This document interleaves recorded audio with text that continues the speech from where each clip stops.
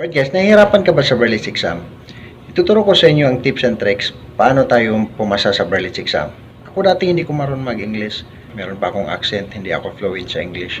Pero pumasa ako dahil sa tricks na ginawa ko.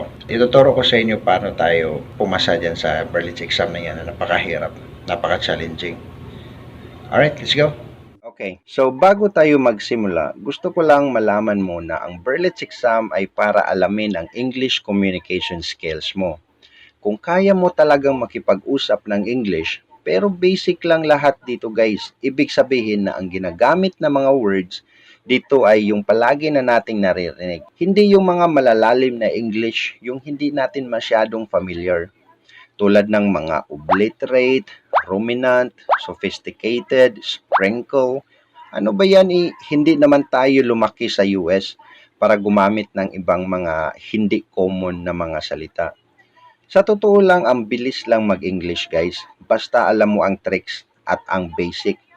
Pero ang tricks lang talaga dyan guys ay mga basic communication skills lang ang dapat mong gagamitin. Ibig sabihin mga common words ba? Mabilis lang intindihin. Tulad nitong mga sentence na ito, mag-English tayo para makita mo ang sample ng basic English kung ano ang experience ko dati nung nag-Berlitz exam ako dati sa VXI Makati. My own experience in Berlitz exam when I was working in VXI, the facilitator was a guy and he sounded friendly enough for me not to feel intimidated. He spoke fluently in English, but I could tell he's a Filipino. That makes me feel better. Simple lang, di ba? Hindi mo maintindihan yan? Imposible. So here's what happened during Berlitz exam. Setup and instructions. The whole exam takes place over the phone. When the phone rings, answer it. The Berlitz facilitator on the other line will introduce himself and explains everything you need to know about the test along with the instructions. But don't forget to write down his name as part of building rapport during the conversation. Just his name and do not write anything so you can focus what he says. The Berlitz facilitator calling from the other side of the room, which means he's working in the company itself and he's likely a Filipino, or from the other side of the world, which means he's working for a company that specifically conducts Berlitz and he's likely a foreigner. Introduce yourself. Just like the typical job interview, the Berlitz interviewer will ask you to say something about yourself. Although, you can repeat the words you said during the typical interview. Feel free to add something extra. Example, are your hobbies and interests? The interviewer may specifically ask questions like, tell me something about yourself and something that is not work related. So in this part, the trick is you should have the spiel about yourself, probably 1 to 2 minutes long. And when we say not work related, like your hobbies and interests, make sure that you're gonna use google.com to search something like your hobbies and interests that you can elaborate probably 1 to 2 minutes long as well. That is very simple tricks guys. That is the tricks I've been doing before when I was an applicant for me not to get failed. Do not underestimate these tricks guys because this is really effective and I got the job.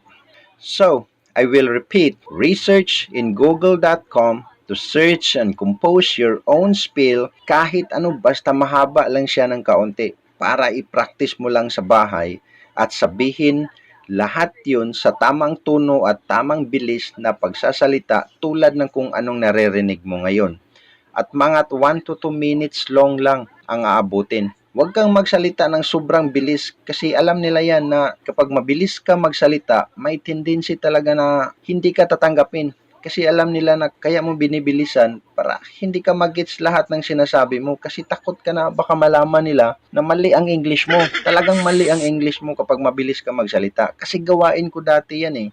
At palagi akong naiinis bakit ako bumabagsak kahit sobrang haba ang sinasabi ko. Pero alam ko sa sarili ko na mukhang hindi na maiintindihan ng English ko kung ano na ang mga pinagsasabi ko rin. Kaya ingat lang kung gusto mong matanggap, dandahan lang ang pagsasalita. Basta naiintindihan ka, tatanggapin ka niyan, proven yan. Yan ang tricks dyan, kahit may matigas ang English mo dyan.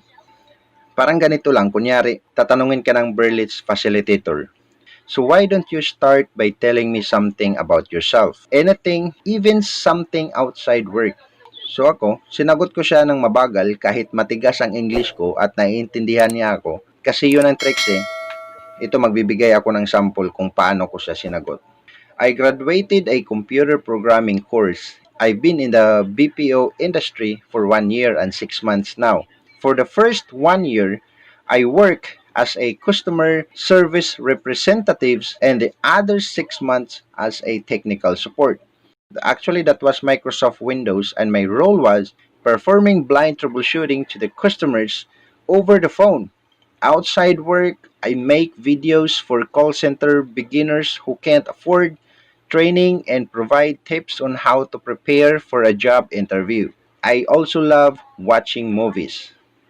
In this part, before you're gonna say that you love watching movies, make sure that you already research the summary of the movies you try to elaborate in order for you to explain what is the movie all about. Kasi 100% yan, magtatanong yan kung anong meron sa movie. Kaya unahan mo na ng tricks na kunwari nag-explain ka lang pero memorize mo na pala yan. Yan ang pinakamalupit na paraan na hindi nila alam. Kaya akala nila magaling kang mag-English kahit hindi naman at sigurado ako 90% yan tatanggapin ka yan. Pero wag kang maingay sa atin lang yan. Berlitz Facilitator. Interesting. What was the last movie you saw? Here we go. Pwede mong sabihin na ganito, pero ito talaga ang sinasabi ko dati, kaya hindi ko ito nakakalimutan. Sabi ko, Alvin and the Chipmunks. Berlitz, what it is all about? It is all about music and relationship. I'm not sure if you heard that movie. Berlitz, yes, I know that. Great. Berlitz, can you tell me something what happened to the movie? It was amazing. Because the House of the Chipmunks, which is the tree where Alvin, Simon, and Theodore live in and cut down and driven to Los Angeles, California. After Jet Records purchases it as a Christmas tree, the Chipmunks meet the struggling songwriter and composer David Seville, who has had his latest song rejected by the company chief executive Ian Hawke, his former college roommate and best friend, who claims that there is no sense in writing songs that no one is ever going to sing. Tingnan mo ang grammar ko. Who has had his latest song? Saan ko ba nakukuha yan? Hindi ko naman alam yung mga ganyan. Siyempre, research Tama talaga ang grammar mo dyan. Kahit blind sila na hindi talaga galing sa'yo yan. Wala naman silang malay Ang problemahin mo, paano ka makapasok? Parang si Bill Gates lang dati guys. May-ari ng Microsoft na ang story niya, nagbebenta siya ng Microsoft products, operating system, pero wala pa siyang operating system. Ganun siya ka-confident guys. Sobrang positive lang kahit hindi mo alam kung anong mangyayari sa susunod. Kasi kapag matanggap ka na, pipilitin nila na tuturuan ka doon at sila na ang maghanap ng diskarte paano ka matututo. Ganun lang yun. Ako dati wala akong kamuwang-muwang. Pagdating doon, hirap na hirap ako. Pagdating ng 1 month, ayun na, familiar ko na ng kaunti. At syempre, mag-i-improve ka talaga at matututo kasi araw-araw mo nang ginagawa Kaya wag mong problemahin yan kung paano ka makasurvive doon kasi sila na ang bahala sa'yo. Basta wag ka lang magpakita ng attitude. Pasimple ka lang, humble ka lang, down to earth, para lalo silang gaganahan na tuturuan ka. Pero kung pa-absent ka, tapos late, tapos makitaan ka nila ng attitude, baka mag-usap-usap yan at gagawa yan ng paraan, matanggal ka or para tanggalin ka nila. Kasi hindi ka na basta-basta nila tatanggalin kapag natanggap ka na. Kasi pwede sila maduli dyan Kasi wala sa kontrata yan, tandaan mo yan. Uulitin natin guys, yung nag-uusap na talaga kami para makita at malaman mo rin kung gaano ka-basic ang mga English ko na ginagamit ko dati. Kunyari, tapos na ang Berlitz Facilitator mag-introduce sa sarili niya. So ito ang sasabihin mo, i-introduce mo ang sarili mo.